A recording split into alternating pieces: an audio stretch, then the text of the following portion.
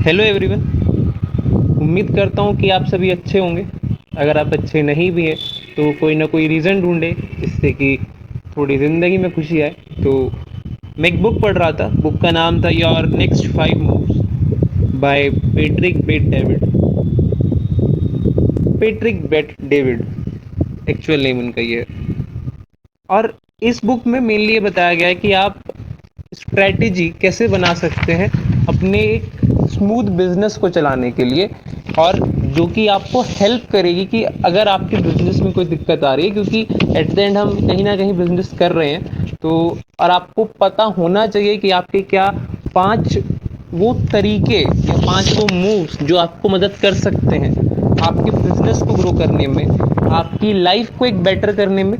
तो उसके लिए मैंने ये बुक पढ़ी थी, और ये मैं आपको उसकी समरी बताना चाहता हूँ, या उसके नो नो इम्पॉर्टेंट पॉइंट्स जो कि पूरी बुक मैंने उसमें समराइज करी है। तो आपकी हेल्प हो जाएगी कि आपको पूरी बुक नहीं पढ़नी पड़ेगी। आपको मात्र 15 से 20 मिनट की वीडियो में वो सब कुछ पता लग जाएगा कि जो उन्होंने पूरी बुक में लिखा है। तो मैं स्टार्ट करता हूँ पहले पॉइंट से। पहला पॉइंट ये है, बुक में ये लिखा था, मतलब बुक के पहले चैप्टर में उससे एक चीज़ निकल कर आती है कि तुम्हें पता होना चाहिए कि तुम्हें चाहिए क्या। अब इसमें बहुत बड़ा डिफरेंस है। उस लाइन में, उस बुक में एक लाइन है जो कि समराइज करती है कि there is a difference between जो कि आपको चाहिए, और एक there is a difference between जो लोगों को आपसे चाहिए।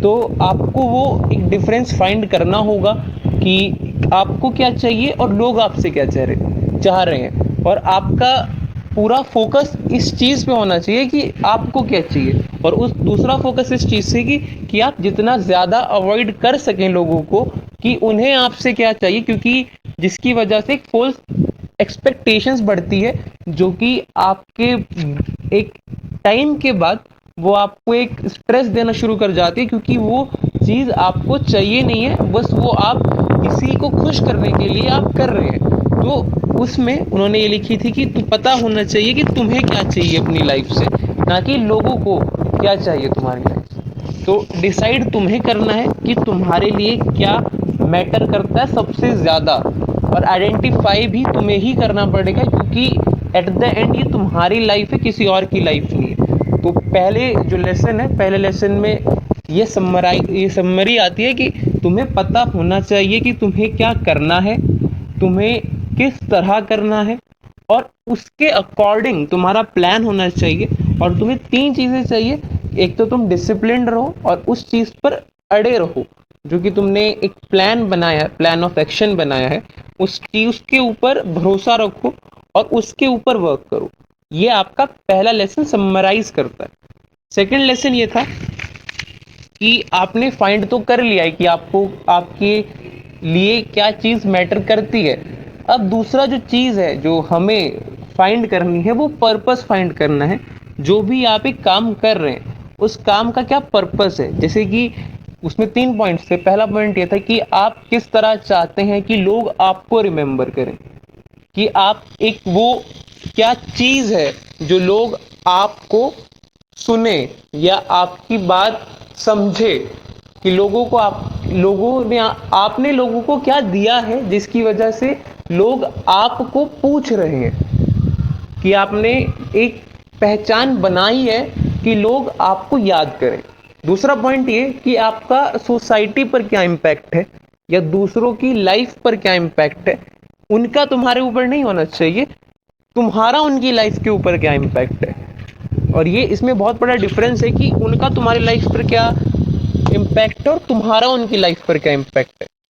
अगर तुम्हारा इम्पैक्ट उनकी लाइफ पर बहुत अच्छा है तो आपको समझ आ जाएगा कि आप अच्छा काम कर रहे हैं, या आप अगर एक नेगेटिव इम्पैक्ट बना रहे हैं, क्योंकि आप दूसरों के ओपिनियन की वजह से आपकी लाइफ कहीं ना कहीं खराब होगी। पर ओपिनियन एक अलग चीज़ है, इम्पैक्ट एक अलग चीज़ है, कि आपने लोगों की कितनी हेल्प करी, कि आपने लोगों की कितनी हेल्प करी और लोग आपको कितना पूछ रहे हैं। वो इम्पैक्ट है। ओपिनियन ये है, ओपिनियन में लोगों को पता नहीं है, बस लोग आपके बारे में वो सोच रहे हैं। और इम्पैक्ट का एक पर्पस है कि आपने उनकी लाइफ पर क्या असर डाला है। तो डिफरेंस है। और तीसरा उसमें कहते हैं कि आप अपने ग्रेटेस्ट वर्जन से, अगर आप एक प्लान ऑफ एक्शन लेकर चल रहे हैं जिससे कि आपने एक पर्पस बना लिया है कि आप अपने ग्रेटेस्ट वर्जन बनेंगे, ना कि किसी और के। क्योंकि हमारे साथ दिक्कत ये है, हम दूसरों के लाइफ में इतने इंडल्ज हो जाते हैं, हम भूल जाते हैं कि हमारी भी एक लाइफ है, हमें उसमें ग्रेट होना है, ना कि हमें किसी दूसरे का किरदार निभाना है। तो सेकंड चैप्टर मेनली इसी चीज के ऊपर डील करता है। और तीसरा, जो कि मुझे बहुत प्यारा पॉइंट लगता है उस बुक का, इसमें था कि फाइंड योर ब्लू ओशन। अब इसका कहने, उनका इस बात से कहने का क्या मतलब था, उनका कहने का मतलब ये था कि तुम्हें एक रैट रेस फॉलो नहीं करनी है, तुम्हें उस फील्ड को भी एक्सप्लोर करना है जो कि कभी लोगों ने फेलियर की वजह से कभी ढूंढी ही नहीं, या एक ऐसा प्रोफेशन जो लोगों ने कभी करना नहीं चाहा क्योंकि उन्हें पता नहीं था, उन्होंने वो एक्सप्लोर नहीं किया था। जब तुम एक्सप्लोर करोगे, तुम्हें अपना एक ब्लू ओशन मिलेगा, एक पॉइंट मिलेगा जहां तुम्हें पता लग जाएगा कि हाँ, मुझे यही काम करना है। अब वो कुछ भी हो सकता है, पर उनका ये कहना है कि तुम उस चीज को ट्राई कर सकते हो वो जो कि बाकी लोग नहीं ट्राई कर रहे हैं, किसी ना किसी वजह से। वो कुछ भी हो सकता है, वो फेलियर भी हो सकता है, वो एक रिस्क ना लेने की वजह से भी हो सकता है, और एक लोगों को रैट रेस फॉलो, क्योंकि हम ह्यूमंस को एक सेफ साइड चाहिए, जो कि एक रेस को फॉलो करके हमें लगता है कि मैं अकेला नहीं हूं, और अकेले रहने के डर की वजह से हम वो चीज फॉलो नहीं करते हैं जो कि हम कर सकते हैं। तो फाइंड योर ब्लू ओशन। और चौथा पॉइंट ये कि आपने जो प्लान ऑफ एक्शन बना लिया, आपने पर्पस अपना पूरा ढूंढ लिया है कि आपको क्यों वो एक प्लान ऑफ एक्शन फॉलो करना है। तीसरा, आपने मोस्ट इंपॉर्टेंट, आपने अपना ब्लू ओशन ढूंढ लिया है कि आपको पता लग गया है कि हाँ, ये मेरी फील्ड है, मुझे इसमें अपना ग्रेटेस्ट वर्जन बनना है। या आपने वो एक प्रोफेशन, आपने एक वो रिलेशनशिप या कुछ भी ढूंढ लिया है, तो आपको उस पर स्टिक रहना है। और ये जो तीन चीजें जब आपको मिल गई है, इसके बाद आपको सिंपली एक्ट करना है और कुछ नहीं करना है। आपने अपना प्लान ऑफ एक्शन बनाया, उस प्लान ऑफ एक्शन में आपने चीजें ढूंढी कि अच्छा, मुझे इस चीज पर ज्यादा मेहनत करनी पड़ेगी, तो आपको वो फिगर आउट करना है और आपको सिर्फ एक्ट एक्ट एक्ट ही करना है। ये चार पॉइंट अब मेनली वो पॉइंट है जो कि आपको बाकियों से अलग बनाएंगे। ये चार पॉइंट आपको ऑलरेडी पता होते हैं, बस हमें सुनना किसी और से होता है कि हाँ, हमें लगता है कि इतना इजी थोड़ी ना होगा। ये सुनने में काफी इजी लग रहा है, पर ये इन रियल लाइफ इतना इजी नहीं है। डिसिप्लिन रहना इतना इजी नहीं है।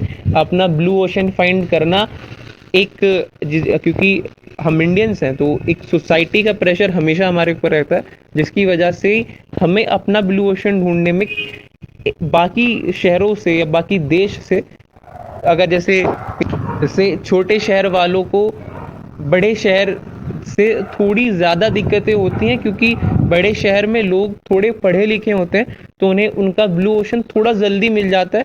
पर अगर आप इंडिया और दूसरी कंट्री के मुकाबले कंपैरिजन करें, तो इंडिया को थोड़ा ज़्यादा समय लगता है अपना ब्लू ओशन ढूंढने में, क्योंकि हमारे एक मेंटल स्टेट हमें ये कहती है कि नहीं, हमें सेफ साइड रहना है, और एक हमें फियर, जो रिस्क ना लेने का एक आदत बन गई है, हम उस आदत में रहना चाहते हैं, हम एक सेफ साइड में चलना चाहते हैं, क्योंकि we have families to feed, जो कि बाकी बाहर लोगों में भी है, पर उनके पास रिस्क लेने की क्षमता बहुत ज़्यादा होती है। हमारे पास वो इतनी नहीं है, क्योंकि हमें डर लगता है कि कहीं हमारी फैमिलीज को कुछ ना हो जाए। डर उनमें भी है, बस उनमें रिस्क लेने की जो एक कैपेबिलिटी है वो ज़्यादा होती है एज कम्पेयर टू इंडियंस।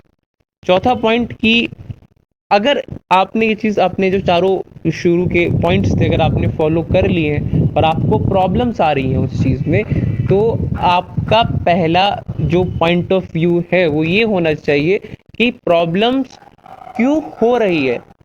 आपको उसका कॉज ढूंढना है, ना कि आपको पहले प्रॉब्लम सॉल्व करनी है।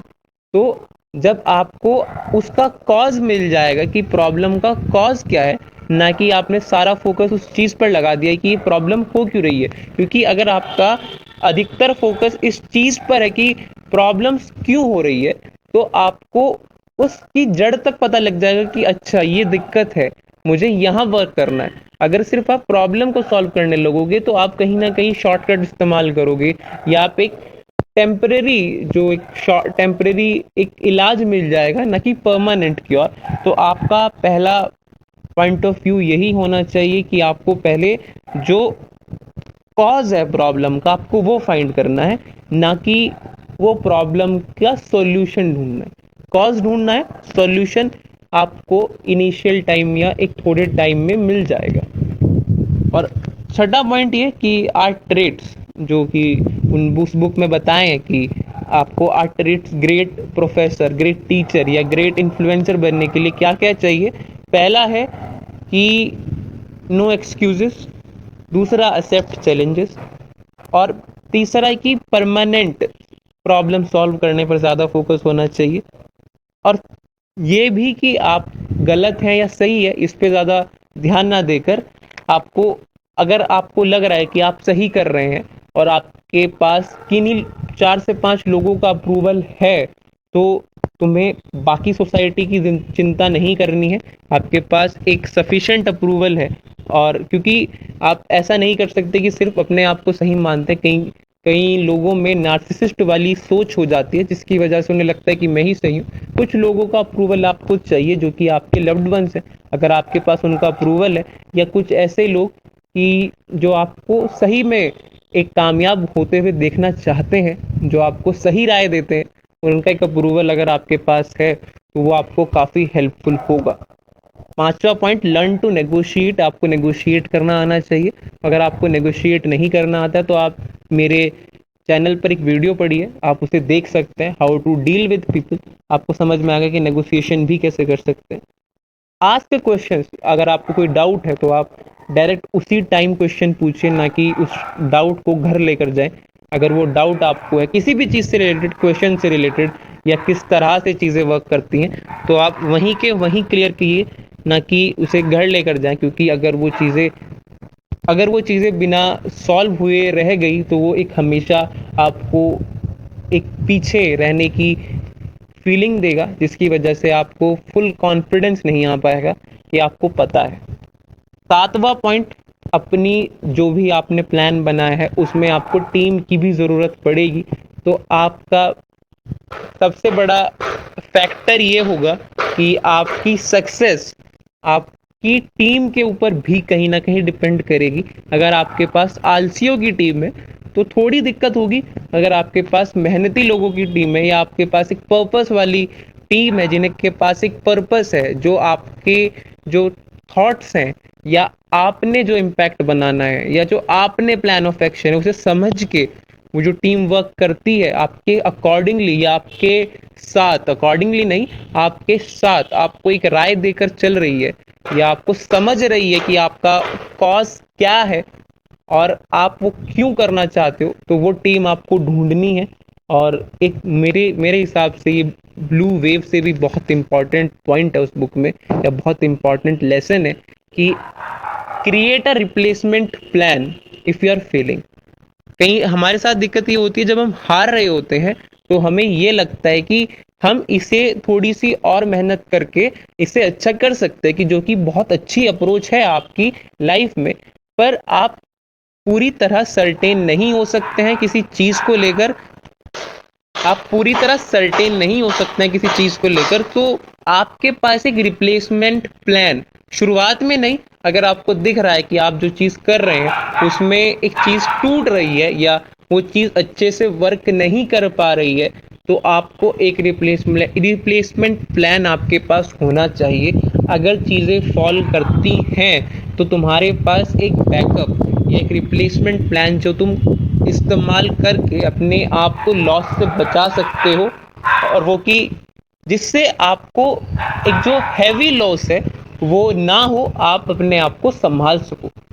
तो और आखिरी पॉइंट ये कि आपको जो लोग आपके साथ हैं उन्हें भी अपनी सक्सेस का एक क्रेडिट देना है, उन्हें भी अकाउंटेबल बताना है, जिससे कि एक टीम स्पिरिट है वो बनेगी, और आपकी हेल्प होगी उस चीज़ को करने में जो आप करना चाहते हैं। तो मेनली ये इस बुक के 9 से 10 पॉइंट्स थे जो मैंने आपको समझाए। अब आपके ऊपर है, आपको जितनी अच्छी। और वॉइस के लिए मैं माफ़ी चाहता हूँ, बैकग्राउंड वॉइस के लिए। पर हाँ, जो मैंने समझाने की कोशिश करी, मैंने बहुत शॉर्ट में समझाना चाहा है, क्योंकि ये बुक बड़ी है थोड़ी। तो आपके लिए ये 11 से 12 मिनट में मैंने समराइज़ कर दी है। आप इसे सुन सकते हैं।